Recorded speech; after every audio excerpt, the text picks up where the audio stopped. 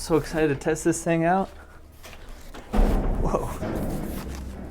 What's up, guys? My name is Kazdan. Today, we're going to go through how to unbox and set up your very first bow ever. Today, we're going to be unboxing a Black Hunter Recurve bow inspected by Shatterproof Archery. This one's a takedown bow, which means you can take it apart and put it together. So we're going to cover that. But if you have a one-piece bow, just skip the putting it together part. By a one-piece bow, I mean something like this. Here in our box, we've got Flemish twist bowstring, arrow rest, and limb silencers, string silencers. Got the limbs, the riser, stock string, bolts and Allen wrench. The bow you have may not come with all these accessories, or it may come with more, but what's gonna come with almost every bow is a string and the bow itself. And that's really all you need to get started.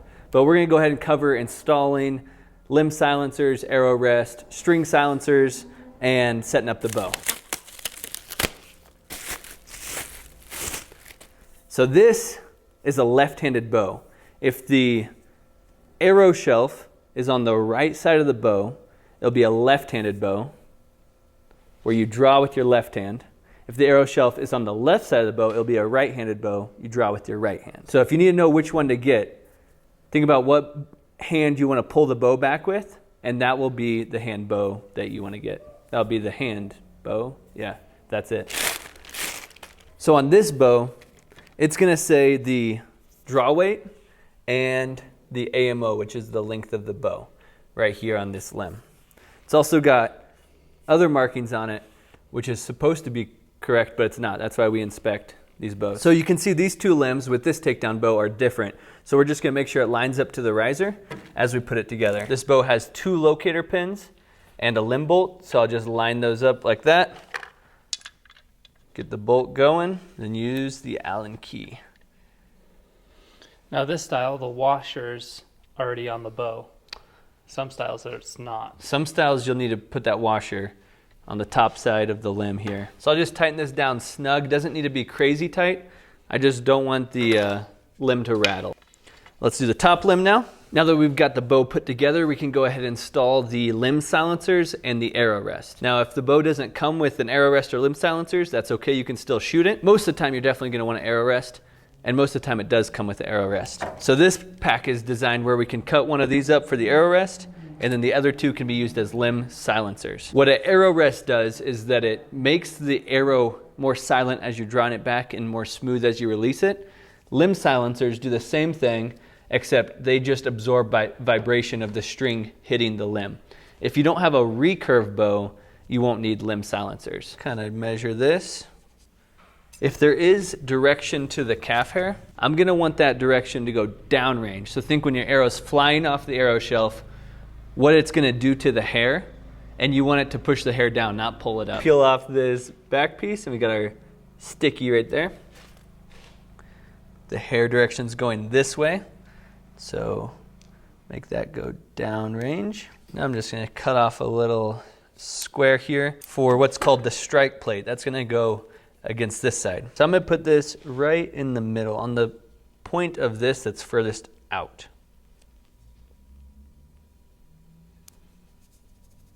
And this hair is a bit long, so I'm gonna give it a little trim. A little haircut. These limb silencers go right in this groove right here. Same thing, except we don't need to trim these. Pull off the back. And the direction of hair doesn't really matter on this one. Most bows come with a endless loop factory-made string. These strings can work just fine. They're just not super high quality. So we can definitely use this, but if you want to upgrade the string, you can measure it and get the same length of string in like a Flemish twist string. D97 is a great material for most new fiberglass bows. First, we want to find the top loop. The top loop is always larger than the bottom loop. On this Flemish twist string, you can see the top loop is marked. Industry standards top loop is bigger. And the reason for that is so that you can slide the top loop down the limb, which can help you as we string the bow. So I'm gonna go ahead and slide that top loop down the limb a little ways. Especially if you're using a bowstringer. Especially if you're using a bowstringer. And put that bottom loop in the groove. And what you wanna keep an eye on as you're stringing the bow is just that this stays in its groove. You don't want it to slide off to the side or anything like that. We're not using a bowstringer. I'm not going to slide this top loop down the limb because it's just going to be easier. So I'm going to make sure this is lined up, and I'm going to keep it under tension to make sure it doesn't come out of place. Now I'm going to step with my right leg between the bow and the string, and I'm just going to wrap that around my leg right there. Make sure the handle's on my right leg, and now I'm just going to push until the string makes it. You can see I'm not putting any torque on the bow. It's I'm pushing straight, not twisting it. String down here is a little bit off. That's okay. I'll just adjust that. So now we want to make sure it's all lining up nice and good. Looks like it is. Now let's do the next step, which is installing the silencers. So we're going to unstring the bow. I'm going to just split this string open. With this being an endless loop string, you can just kind of split it evenly. With the Flemish twist string, you can split it between the two bundles. So I'll just kind of split this open like so. So now that I got the Sharpies inserted, I'm going to string up the bow. These are beaver string silencers. I'm going to take this silencer and look at the direction of the hair. The hair is going this way, most of it. I'm going to wrap it down this way, so I want the hair to be facing the opposite direction that I'm going to be wrapping it. So I'm going to insert it between the bundles here and slide my separator down so it's out of the way. And then just wrap it around. You can add a touch of glue at the beginning there if you'd like, and at the end, something like super glue. I'll slide my string separator back towards the silencer so I can slip this in between. And that's going to hold it in place.